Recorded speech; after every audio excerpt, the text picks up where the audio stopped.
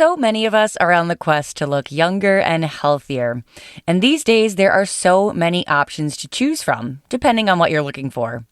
Today, we are joined by Dr. Julia Toman, an assistant professor and division chief of facial plastics and reconstructive surgery, to review what facial rejuvenation really means, explore the surgical and non-surgical options, and identify the important preventative measures to ensure a healthy appearance. Welcome to MDcast by Tampa General Hospital, a go-to listening location for specialized physician-to-physician content and a valuable learning tool for world-class healthcare. I'm Caitlin White.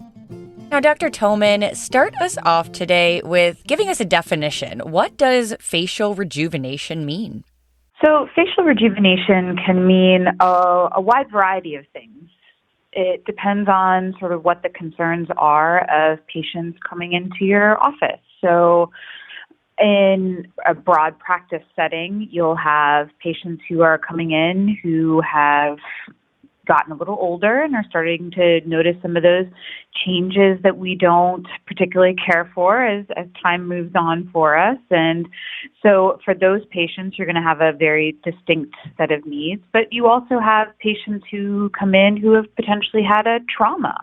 And rejuvenation for them can mean a variety of different avenues that we have to pursue. And then certainly there are the patients who come in who are younger but are looking to maybe do some augmentation, or they've never liked sort of the way their jawline looked, for instance, and so they're looking to sort of rejuvenate that look. I think that rejuvenation can take a variety of different avenues for different patients, and it's really starting the conversation out about what is bothering the patient, what do they want to talk about. But I think one of the most important things that I try to convey to patients when we start this conversation is that this is really a quality of life conversation. You know, some people come in and they're very embarrassed because they think that this has to do with vanity, and I really try to upfront talk about how we all engage in a society that is increasingly full of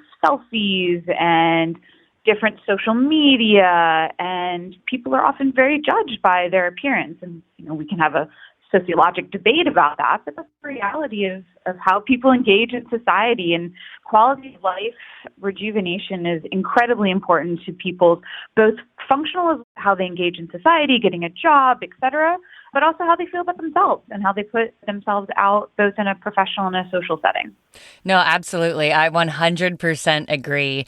Now, whatever the reason, it sounds like facial rejuvenation as a term can mean so many things. But does it always mean surgery? It doesn't always mean surgery. There's a wide variety of techniques available to us. Certainly, surgery has been a mainstay. It existed for decades. But a lot of people come in and they're very scared of surgery. They've seen a lot of things that have gone wrong in surgery, right? All you have to do is turn on TV and watch various TV shows or look on social media about things that have gone wrong. And a lot of patients are looking often when they come in for something that is a little less invasive than surgery. And that's very reasonable. There are a variety of products on the market, whether it's filler type products where we're adding volume to the face with those to either address early aging changes or create a contour that a patient is looking for.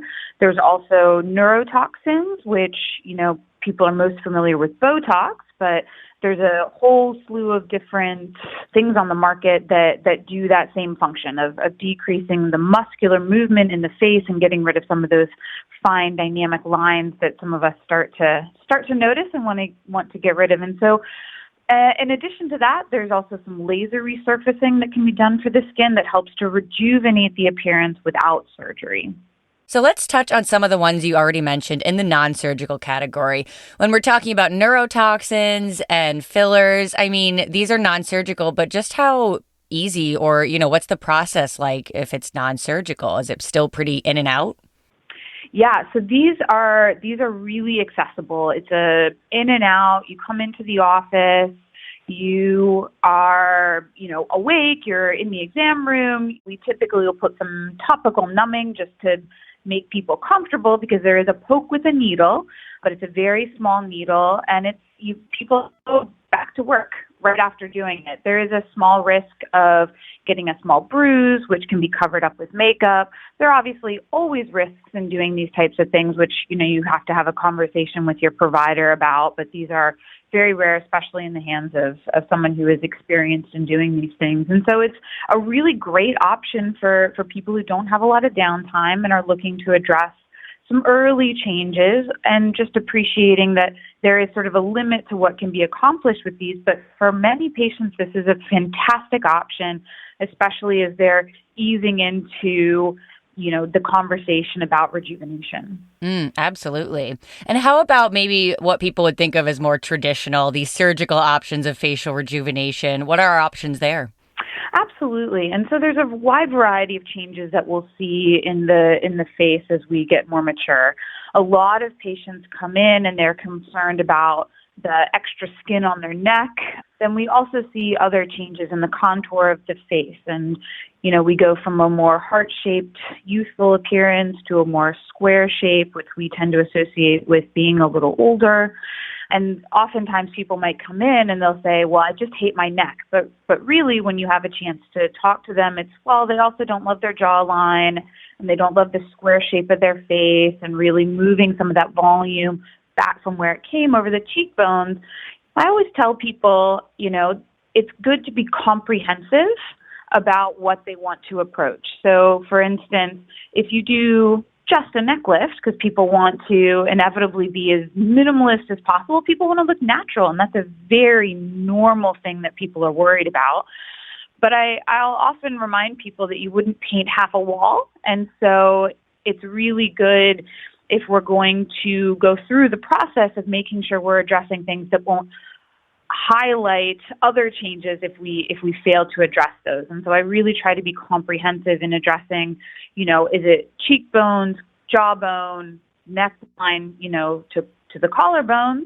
Are we worried about the position of the brow? That's some people have varying amounts of descent of their brows, and people complain about looking angry, or like a heavy brow is really uncomfortable. And sometimes that's something that we do need to address with surgery, because it actually allows us to lift the lower portions of the face in a more comprehensive and ultimately more natural appearance. When you have this incongruity between the area where you've had facial rejuvenation surgery and the area that you don't address, it can actually be even more noticeable. So sometimes more is actually less. Okay, gotcha. So before we even get to both surgical and non-surgical options for facial rejuvenation, are there preventative measures that people can be doing, now just to take care of their appearance and keep it up to what they want? Absolutely. And, a lot of this comes down to prevention. Certainly we are all at the mercy of our genes and our various exposures that we've had. But something as simple as making sure that you're wearing sunscreen and a hat when you're outside. Photo damage is a huge player in aging of the skin. And so I always tell people, regardless of what you want to do down the line, a good skin protection routine should be the base of everything that you're doing. And you can never start too early. I see patients in their 20s, and I tell them, you have to be using sunscreen.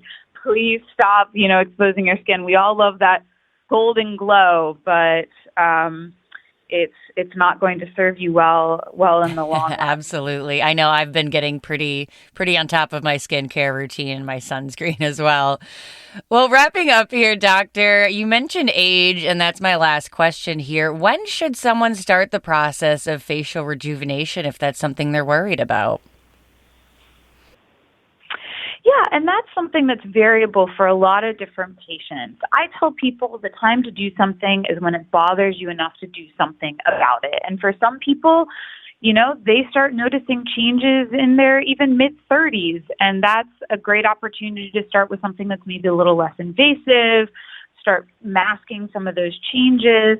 And for some people, that's in their late 70s. They come in and, they have a, change in their life circumstances. They're out on the dating scene again, and they just want to look refreshed. And that's when it's bothered them enough to do something about it. So it's all about meeting people where they are and with the specific needs that they have, coming up with a tailored approach just for them.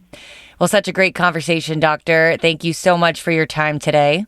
And thank you for listening to MDcast by Tampa General Hospital, which is available on all major streaming services for free. To collect your CME, please click on the link in the description. For other CME opportunities, including live webinars, on-demand videos, and local events offered to you by Tampa General Hospital, please visit cme.tgh.org. This has been MDcast by Tampa General Hospital. I'm your host, Caitlin White. We hope you join us again next time.